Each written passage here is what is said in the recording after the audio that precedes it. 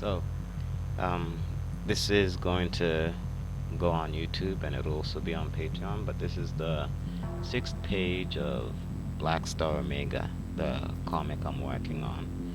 And I want to work on this page while I record and give you a bit of information about the comic and about whatever it is we'll also talk about, because today I felt like talking about some of the topics that I may use this platform to talk about. One of those topics is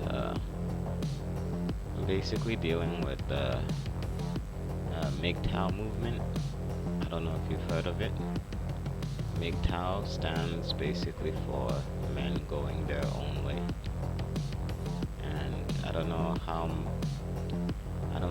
much you know about it, but it's a platform or it's a movement of men who they say they're going their own way. Basically, they're tired of they're tired of women getting the better deal in life. It seems like in relationships you have to cater to the woman's needs. The man has to sacrifice himself in order to please the woman. In marriage, they have this saying, happy wife, happy life. And they find that it's actually the opposite. You could do whatever you want to make, or whatever you can to make the woman happy, but your life will not necessarily be any more happy if the woman is. And I want to talk about that, and not just that, also some stuff with Ghana. Since I live in Ghana, I don't live in the US right now, even though I still pay attention to what's going on there. I mean, I was raised there, basically, there in Canada, so. But, anyways, I think I want to add more detail to the drawing. So, I'm going to take this, the outline copy, and then take my pencil and then add more detail. So,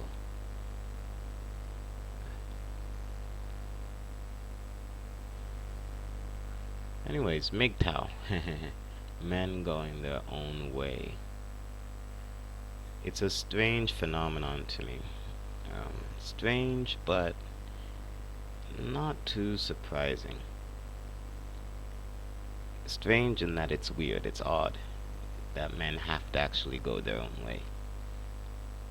But it's not surprising given the current environment for men in the Western world. Um, Western men have it more difficult than uh, than is believed here in Ghana, and even to some Western people. Some Western people don't know that men actually have it a lot more difficult than they think. That's not to say that women don't have a plight, or that there's not that the women don't have any problems or any issues. No, women also have their own issues. But the problem is relationships have spoiled.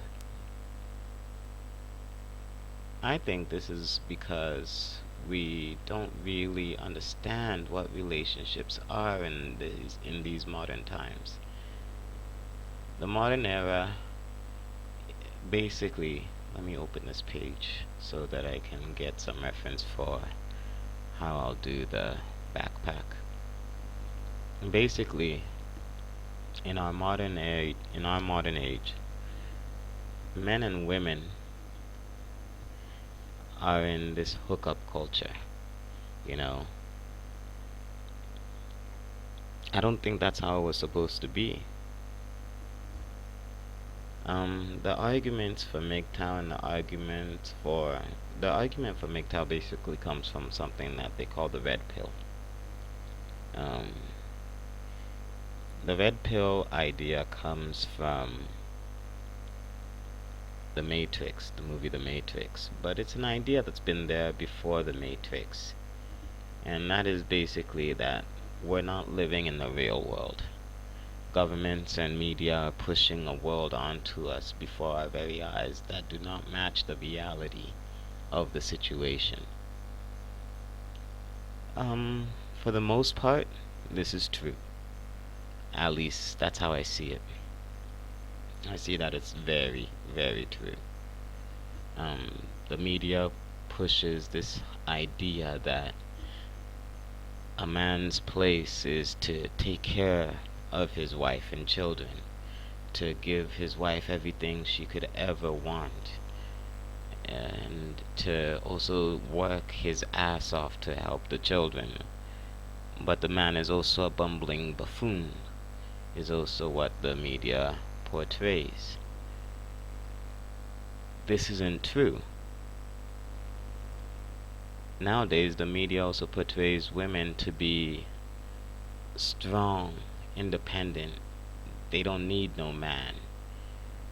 And this is also not true. Men and women are supposed to complement each other. You know, one is supposed to complement the other's weaknesses. Like, where the other one fails, where one fails, the other succeeds. And it goes both ways. I mean, where men have their shortcomings, women come into it. Where women have their shortcomings, men come into it. That's how it's supposed to be. The problem is, since women picked up this fourth wave feminism, it's become very difficult for guys to feel like everything is actually hunky-dory, you could say.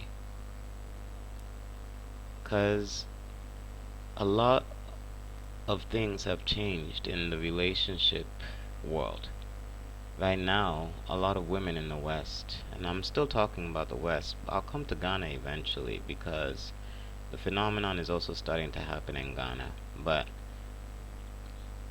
a lot of the women in the West have gotten it into their heads that they can, if they get tired of their husband, they can just up and divorce. And then they'll take half of everything.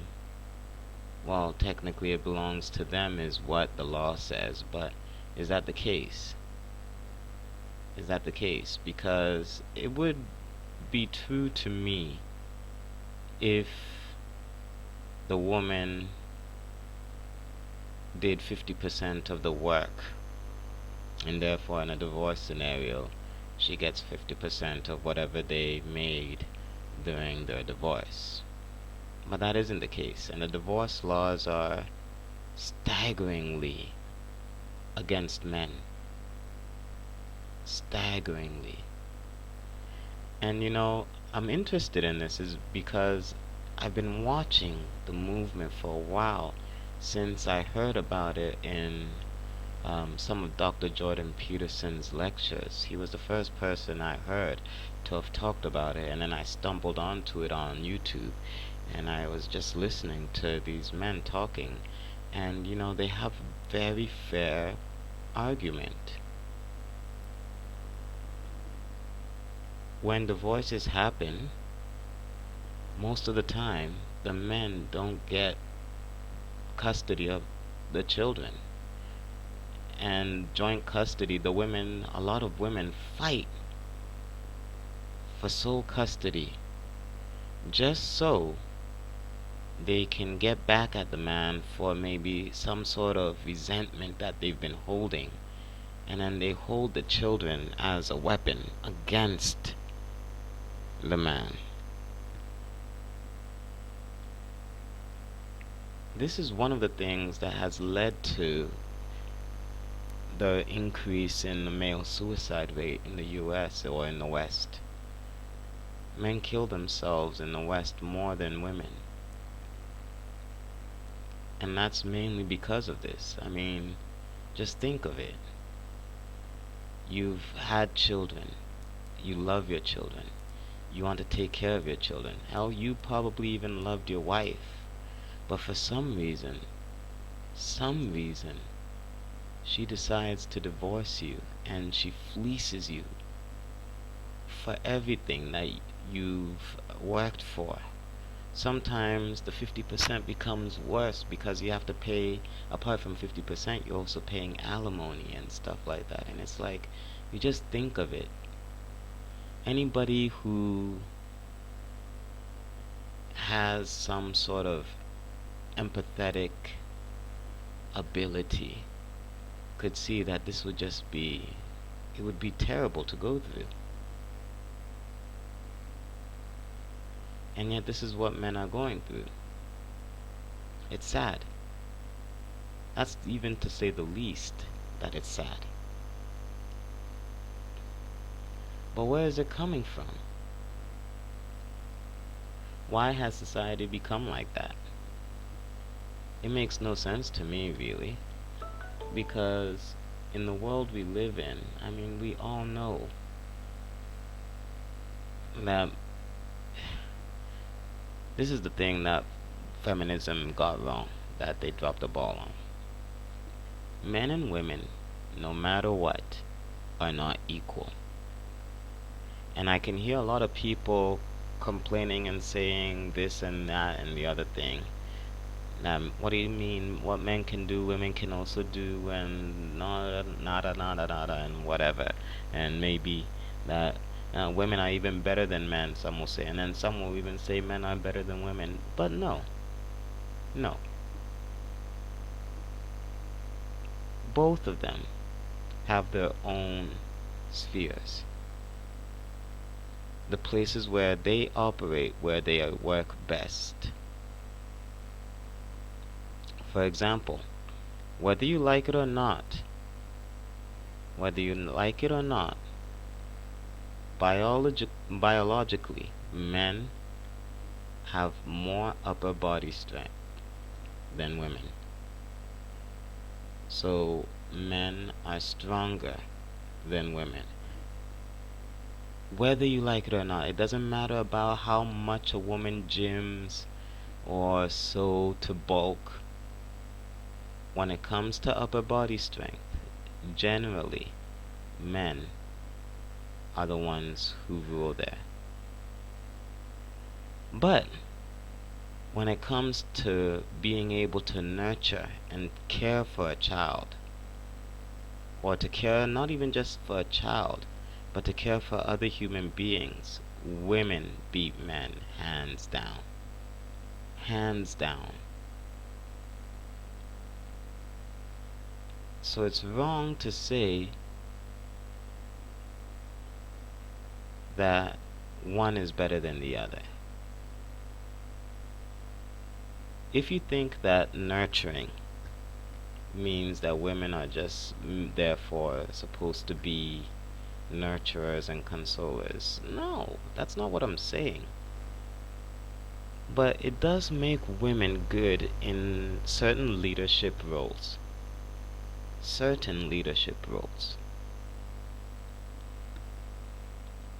And it does make men having more of a domineering spirit also good for certain leadership roles. I think we dropped the ball.